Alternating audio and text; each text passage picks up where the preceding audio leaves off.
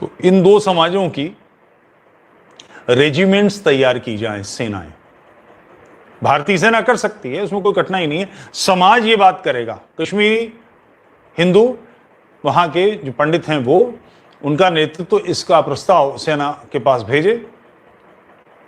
दूसरे कश्मीरी, जो कश्मीर में वाल्मीकि समाज है, जिनके पास मतदान के अधिकारी नहीं थे, जो पंजाब से भेजे गए थे, इनकी एक रेजिमेंट बने। आपको अजीब, आर्टिकल 370 हटा दिया गया, 35A हटा दिया गया, मगर कश्मीर में कोई बदलाव नहीं हुआ है। इसका मतलब कश्मीर की समस्या के समाधान की ओर जो कदम हमारे बढ़े, उनमें कुछ और बढ़ाने की ज़रूरत है। तो सबसे पहले इस बात को तय करना होगा, समझना होगा कि कश्मीर की समस्या है क्या। कश्मीर की समस्या जनसांख्यिकी परिवर्तन है, डेमोग्राफिक चेंजेस हैं। हमारी संख्या, यानी राष्ट्रवादियों की, राष्ट्रभक्तों की, देश के मूल धारा के लोगों की जनसंख्या कम हो गई है। इतनी कम हो गई है कि उनको जब निष्कासन अभी 28-30 साल पहले उनका हुआ, तो कुछ हजार लोग रह गए थे। पहले ही काफ़ी लोग बाहर आ चुके हैं। मैं दिल्ली में ही आपको 4वीं-5वीं पीढ़ी के कश्मीरी मिल जाएंगे, जो 5 पीढ़ी पहले, 7 पीढ़ी पहले माइग्रेट हुए थे। 100 साल पहले, 150 साल पहले, 200 साल पहले कश्मीर से निकल गए थे।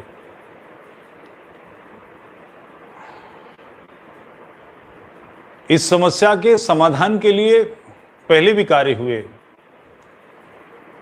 संख्या धीरे धीरे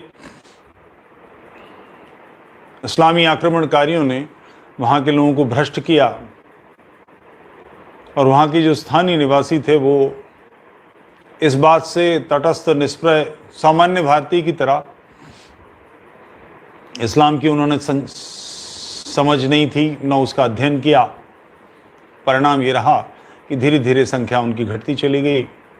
ज़ैनुल आबदीन और फलाना और ढमाका, और वो इसी में मस्त रहे कि वो निजी रूप से जो कुछ कर पा रहे हैं धर्म के नाम पर, यानी जो उनके लोकाचार हैं, वो पर्याप्त हैं। नहीं, धर्म और राजनीति विलग नहीं है। जो इस्लाम कहता है ना, दीन और दौला, दीन व्यक्तिगत चीजें, दौला राजनीति, सियासत, ये सब एक साथ है।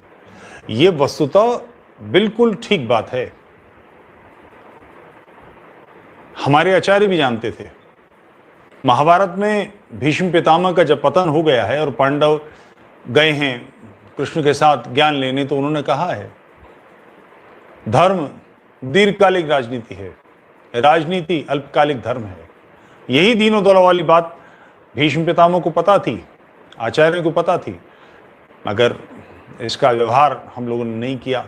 नतीजा ये निकला। और बदलाव की कोशिश हुई। 3 बार कश्मीर के मुसलमान हिंदू बनने को तैयार थे। वहाँ के जो स्थानीय निवासी थे, उन्होंने मूर्खता की, राजा पर दबाव डाला और कहा कि हम डल झील में कूद जाएंगे, मर जाएंगे, ब्रह्महत्या का पाप लगेगा। शुद्धि नहीं हुई। भारत के विभाजन के लिए जो मूल जिम्मेदार है वो तो इस्लाम है, मगर इस प्रेरणा को देने वाले जो बड़े तीखे लोगों में पिछले समय में हुआ है, वो इकबाल है। इकबाल के दादा हिंदू थे, ब्राह्मण थे, कश्मीर पंडित। तीसरी पीढ़ी में इतना जहर भर गया कि उसने भारत के विभाजन और उम्मा और फलाना और ढमाका, जो इस्लामियों ने पिछली सदी में बड़े लोग पैदा किए, उनमें से इकबाल है। इकबाल के दादा हिंदू थे, कश्मीरी पंडित। शेख अब्दुल्ला के परदादा हिंदू थे, और ये उनको पता है वो कहां से आए हैं, उनको वापस लिया जा सकता है, मगर अब ये दिनों दिन कठिन होता जाएगा। और अगर इस पीढ़ी ने ध्यान नहीं किया तो अगली पीढ़ी में कश्मीरी बचेंगे नहीं। उसका कारण है कि सब लोग नीचे आ गए, सब लोग पढ़े लिखे हैं, काम कर रहे हैं। कश्मीरी लड़के गैर कश्मीरी लड़कियों से शादी कर रहे हैं, कश्मीरी लड़कियां गैर कश्मीरी लड़कों से शादी कर रही हैं। अगली पीढ़ी बिल्कुल बदली हुई आएगी। ये जो दजेरू वटेरू पहनने वाली पीढ़ी है, ये समाप्त हो जाएगी। ये फंसी फंसी आवाज़ में जो बात करने वाले कश्मीरी हैं और वहाँ के जो कश्मीरी शैली का जीवन जीते हैं, वो जीवन धीरे धीरे समाप्त हो जाएगा। तो ये आखिरी पीढ़ी है और इसको किया कैसे जाए? शुद्धियां अगर करेंगे, एक तो कश्मीर में लोग नहीं, आधार बनाना पड़ेगा, और उस आधार बनाने के बाद केवल रहना पर्याप्त नहीं है, अपनी संख्या बढ़ानी पड़ेगी। ये बढ़ेगी कैसे? क्योंकि जब आप प्रयास करेंगे तो स्थानीय मुसलमान को ज्यादा समस्या नहीं होगी। समस्या उनके नेता, इमाम, मुफ्ती, मुल्ला और आतंक तो है ही। इसको कैसे बदला जाए?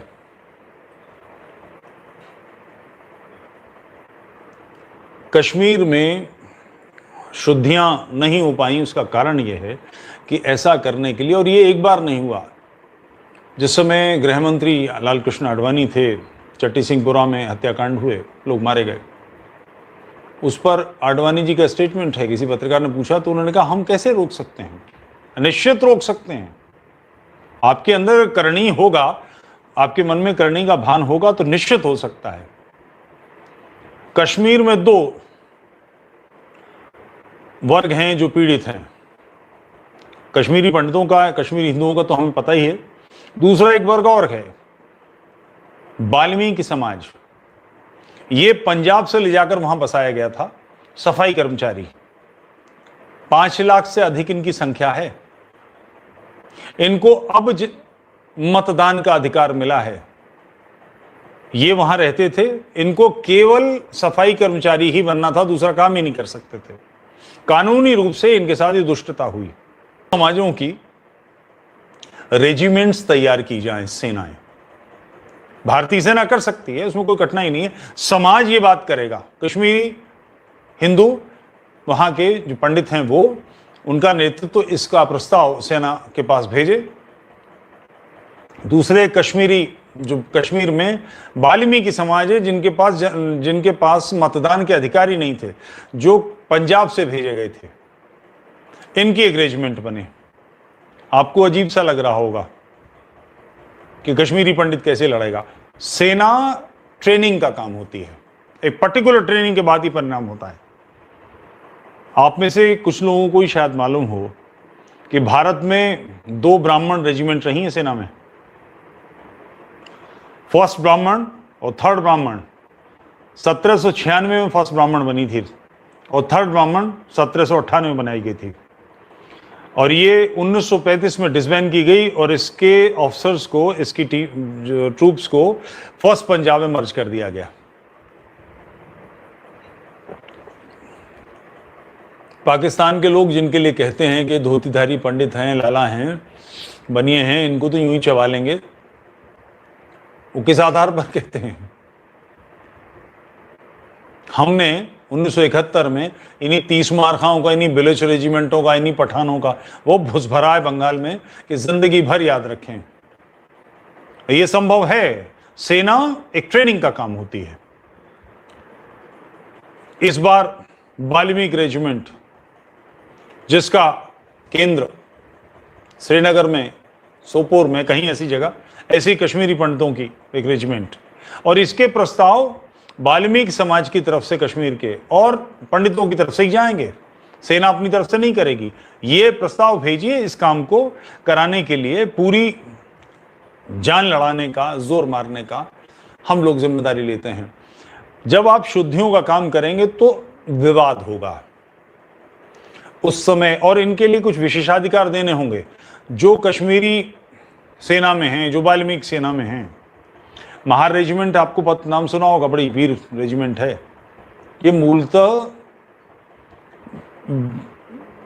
जो पिछड़ी जातियां हैं, जो शूद्र कहलाती हैं, उनमें भी अति शूद्र हैं। तो वाल्मीकि नहीं बन सकती, ऐसा नहीं है। और वाल्मीकि और जाटव ये तो मूलतः योद्धा जाति हैं, ये मूलतः क्षत्रिय हैं, जिनको ब्रिटिश पीरियड में जबरदस्ती शूद्रों में धकेल दिया गया। इन दोनों के रेजिमेंट बने जब विवाद होगा, जैसे एक नाम सामने से दुनिया में सबसे बड़ी सेना किसके पास है? स्वाभाविक रूप से कहेंगे अमेरिका, दूसरे नंबर पर चीन, तीसरे नंबर पर भारत। नो, सबसे बड़ी सेना इजराइल के पास। इजराइल की 95 लाख सेना संख्या है।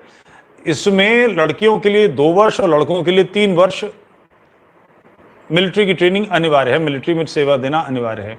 और इसके बाद ये अपने शस्त्र को, जो AK-47, AK-57 या इस तरह के शस्त्र हैं, उनको इशू कराकर घर ले जाते हैं। यानी 5 लाख वृद्ध लोगों को छोड़ दीजिए, 7 लाख, 8 लाख, 10 लाख वृद्धों को छोड़ दीजिए, 85 लाख का सैन्य है इजराइल का। तो इन लोगों को भी ये कि जो ट्रेनिंग करेंगे और जो मिलिट्री में काम करेंगे, जब छुट्टी जब घर जाएंगे तो अपने वेपन को साथ लेकर जाएंगे, रिवॉल्वर पिस्टल को नहीं, बड़े वेपन को साथ लेकर जाएंगे। समाज में इनके, आप कल्पना करें कि 5000 लोग छुट्टी पर हैं या 4000 लोग छुट्टी पर हैं, 3000 लोग छुट्टी पर हैं, और वो AK-47 कमर में डाल के सिविलियंस सिविल ड्रेस में डाउनटाउन में घूम रहे हैं। उनके कुछ विशेषाधिकार देने होंगे, रिटायरमेंट होता है तो अपना वेपन साथ ले जाएं। कश्मीर की समस्या के लिए ग्राउंड पर कुछ आधार चाहिए, बाहर से आए ट्रूप नहीं कर सकते। बिहार रेजिमेंट के लोग वहां क्या जानेंगे, गांव गलियां कहाँ है, किधर को कहाँ जाना है। जो कश्मीरी लोकल हैं, जो वाल्मीकि वहां के लोकल हैं, उन्हें सब गली कूचे पता है। उन लोगों को इस समस्या से समाधान के लिए जो फ्रंट का हरावल दस्ता है वो बनाइए। निश्चित रूप से कश्मीर की समस्या का समाधान हो जाएगा। योद्धा क्रिएट कीजिए, योद्धा निर्माण कीजिए, योद्धा युद्ध लड़ते हैं, यह आवश्यक काम है। बस आज इतनी बात आपसे कहनी थी। आपने मेरी बात बड़े गंभीरता से सुनी, बहुत बहुत धन्यवाद।